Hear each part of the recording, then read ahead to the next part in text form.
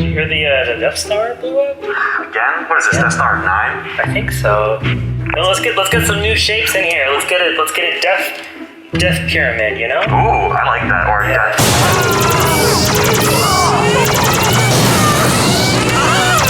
Oh no. Maybe he won't turn the corner. But he's doing very well. There's a lot of corners, he can go any direction.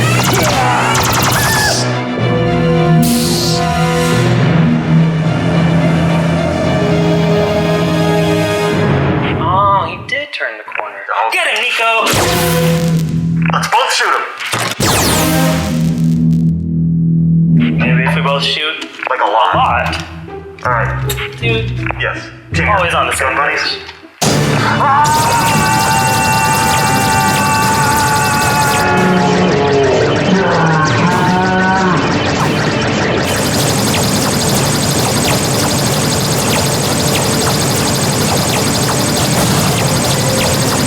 Is it us? I think it's my gun. I mean, that is an Amazon ripoff. This one's standard issue. Space Amazon. I don't think I fully charged mine. Is yours charged? Well, the lasers were coming out. Right. They just weren't hitting the guy. Right. Yes. Is it on miss mode?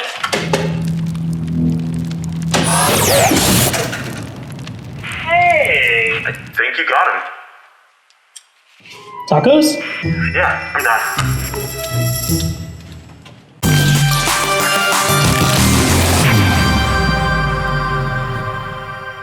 Hey everyone, I'm Chris Kelly. This here is production. Oh, you can't see? I'm at ProductionCrate right now. That was a blink. Hey, Adrian Jensen, I'm here too at a safe distance. He's getting closer, so it stands to reason that this should be getting easier. How is it hard to hit a not moving target? I don't know. How is he getting closer if he's not moving? That doesn't make sense, Space Nico.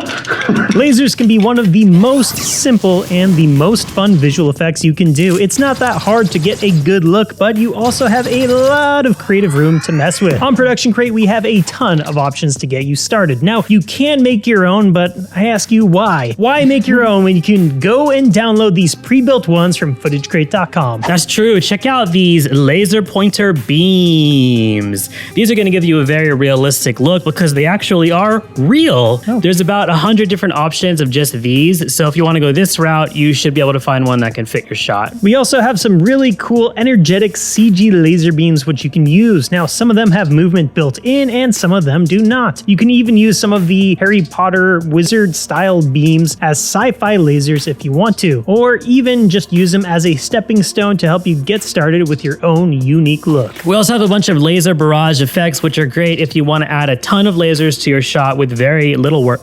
And then we have these laser bolt FX, and that's what we're going to be using the most today. There are really a lot of styles to choose from, but the one we're going to go with is the most basic. Just like you, Adrian. Hey. Out of nowhere burn. No, those pants are crazy, bro. I know at home you can't see, but he's right. Our best tip for making lasers and other glowing effects look as good as possible is to use practical lighting. We love these cheap color changing LED bulbs that you can get online for like $10. Yeah, Blue! Yeah! They're super cheap, but we use them all the time. All the time. Like today and like 8 years ago. Yeah. Toss one of these into a can light or even into a simple desk lamp. And that's all you need to take your effect shots to the next level. Try to carefully swing one by your actor's face to simulate a near miss shot. Don't hit them in the face because then there wouldn't be a miss. Although, I mean, if you really want to motivate a good performance. No, cut that out. To make the laser effect, we simply drop in the bolt effect and we animate it in the direction that we want it to go. You can even do this in 3D if that makes more sense for your shot. It's really easy. I think a muzzle flash is a personal preference. Sometimes in Star Wars you see them and sometimes you don't. All the movies are a little bit different. If you like, we have several options of different stylized sci-fi muzzle flashes which you can use, or you can even repurpose some magic effects. But in our case, we just kept it more simple and recolored one of the standard non-sci-fi muzzle flashes. We also have a color-changing strobe light here in the office that we can use for scenes with a little bit more chaos. Or for the club. Yeah, I guess. I mean, I'd rather be in a club sandwich. We also have a color changing strobe light that we can use for a little bit more chaos. In a case like this, we'd probably use one of FootageCrate's laser barrage effects or create some custom ones with particular. This is very simple to do with a spotlight emitter, but if you want a long and detailed breakdown of all the different ways you can do this, check out Arnold Benowintz's video on the subject on the Red Giant channel. We'll link it below. Red Giant, we asked you to call us out in the last video. No comments. What's up, RG? RG, baby, come on. Where you at? Here's how we make a simple laser hit. Show me. I shall. Follow me. You'll need to track your background either in 2D or 3D, whichever makes the most sense for your shot. Obviously, if you're using a CG background like we did, you can probably just skip this step. Oh, so now you tell me. We're gonna drop on a scorch mark. There's a ton of these on Graphics Crate. There's no need to animate it on in any sort of fancy way. No scales, no masks, none of that. Just let it pop in.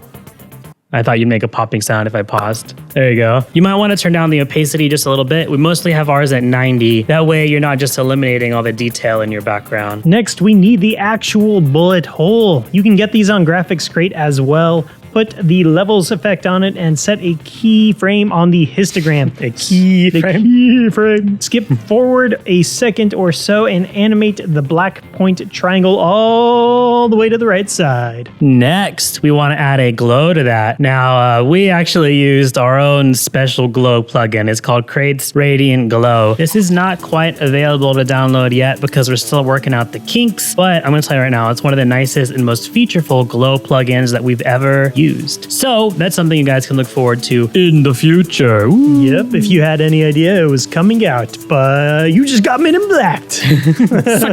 On top of that, we used Crate's Heat Radiation plugin, which is free and available now, to give this bullet hole some realistic fire colors. The last piece of this puzzle is some cool sparks, and boy, do we have some cool sparks for you, or should I say? Nope. All right, so we do have some that look like they're hitting walls, and we have some that look like they're bouncing off the floor. Oh, sorry. We shot these practically. You get things like real light interactions and organic motion that you just can't get with CG sparks. Guys, when he says organic motion, what he specifically means is that some of the sparks fall on the ground and then explode again. They look awesome. They look awesome. They do. So pick a clip that you like. Note that some of these are vertical aspect ratio, and that is okay. Please don't freak out. Too late, I'm freaking out! Every day, this guy freaking out. I'm freaking out for my own purposes. If you freak out, Nico freaks out, and if you're both freaking out, I'm freaking out. We have these as 9:16, so we can preserve as much of the resolution as possible. Bring that into your scene and use the pan behind tool to move the anchor point to the place where the sparks are shooting out, and then put that on top of your bullet hole. Next, after you've calmed down a bit, move forward in time to where the sparks actually start hitting the ground, and then scale and rotate the spark asset so that it makes sense in your scene. Since we moved the anchor point in the previous step, the origin point is going to stay put, and that's great. If you didn't do that, this would be a lot of like scaling and moving and just to get it. Like, just use the anchor point tool, you know? Yeah. Don't be sad. Use the anchor point tool. I remember that. Yep.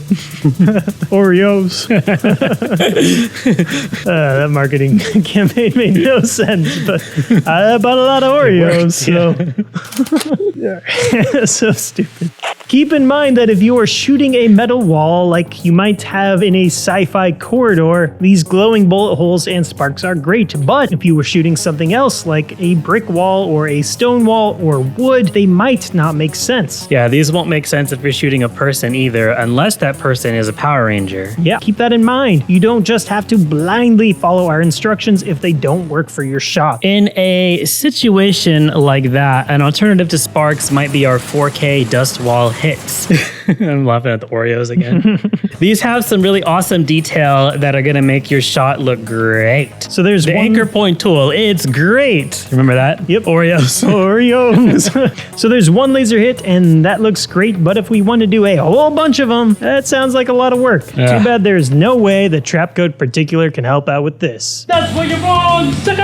Who is that? It was me. It was me, Adrian. Oh. Let's start up by making some particles, okay? First, we can just just render out that bullet hole that we already made with the glow effects and everything. And then for the scorch marks, I'm gonna head to GraphicsCrate and download a bunch of those, okay? I'm gonna grab all of those and drag them into a new comp. I'm gonna select single composition and check sequence layers. What we're gonna do here is rename the comp Scorch Mark Comp, and it doesn't need to be this big. Actually, if you want to download all the scorch marks for free, you can download them in 720p. That's not what we did though, We did not do that. It's super duper HD right now because the GraphicsCrate assets are greater than 4K.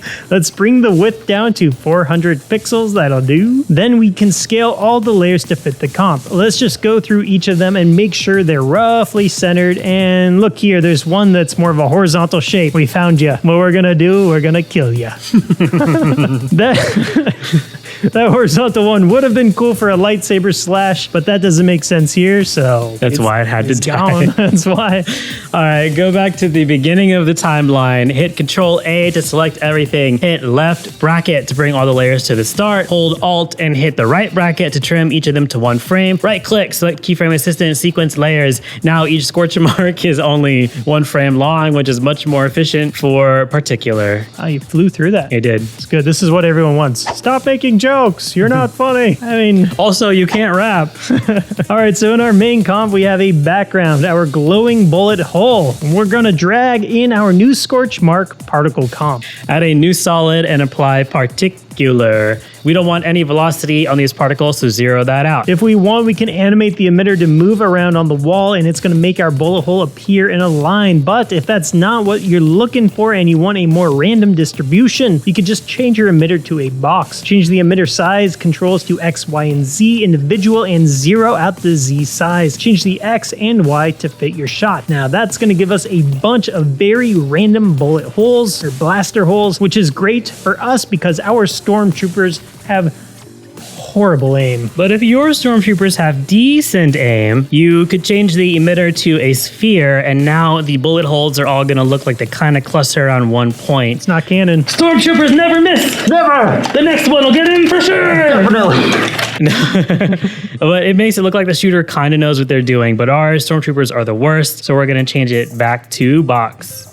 That's it for the emitter settings. Let's open up the particle settings. Make sure the life is up really high. It should be longer than your comp so the scorch marks don't disappear. Scorch marks don't do that. The particle type should be sprite and the texture should be our scorch mark comp, and we'll change the time sampling to random still frame. Let's turn up the size so we can actually see it, and that gives us a random scorch mark for each bullet hit. We can add some more variation by turning up the size random, and we can turn down the opacity of the particles. You guys like that? This makes it so that they can kind of build up on each other rather than just being totally black from the start. We can turn up the opacity random as well and add some rotation random, and now every single one of these scorch marks is going to look different. Now, in order to get our bullet holes showing up in the exact same place, we'll just use a copy of the exact same particle system. Hit Control D to duplicate the layer and change the sprite texture to be the bullet hole. Whoa! Yikes! Big yikes. That looks bad, bro. I'm gonna fix it, all right? Good. First, change the time sampling from random frame to start a birth play once,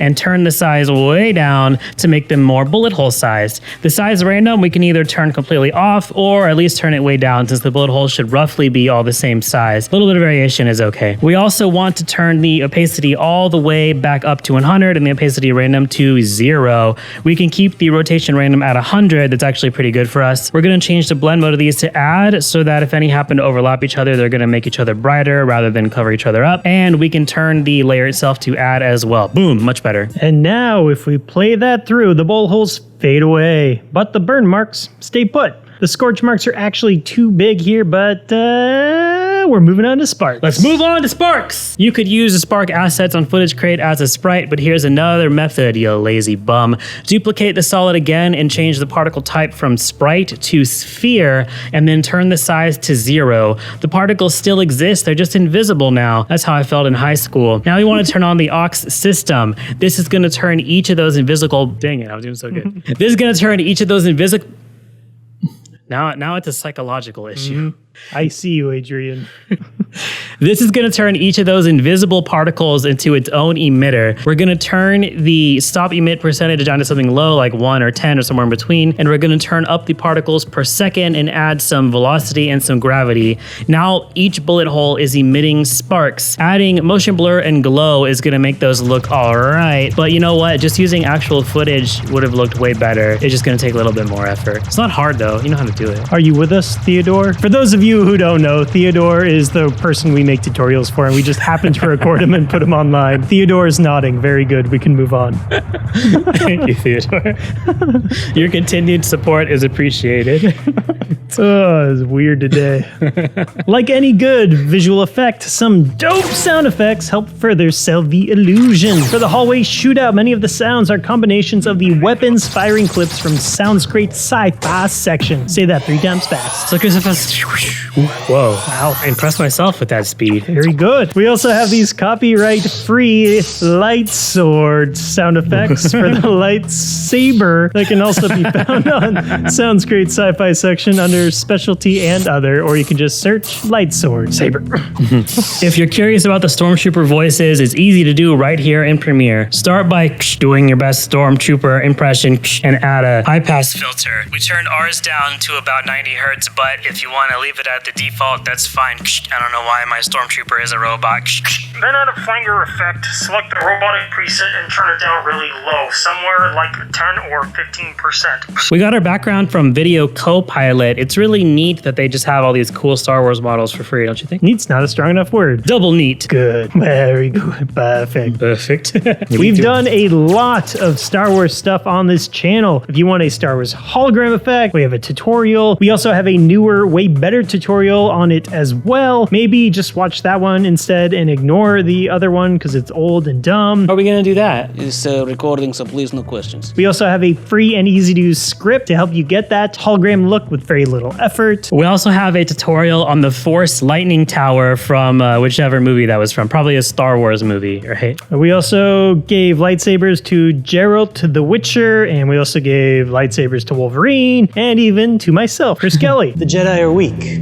You will not survive. If you want to learn how to choreograph a lightsaber duel, we got you covered. Make your movements large and exciting. That's what we want to You see. can even check out our breakdown of how we pulled off the Star Wars versus Harry Potter effects for Raka Raka. Do you guys want even more Star Wars videos, or are you sick of them? No! No! I don't. Do you want to see our take on how to do a lightsaber effect, or maybe even a dark saber? Let us know in the comments. Let us know. Yeah, and if you're sick of Star Wars stuff, that's fine. I get it. I mean, there's so much. Yeah, I didn't disagree, realize. but I get it. Yeah, we haven't done. I guess we can do more space. We got a lot of that too, though. Oh my god, let's We not got list them. nebulas, we got spaceships. Later, Crater. Later, creators. Crater is even a space word.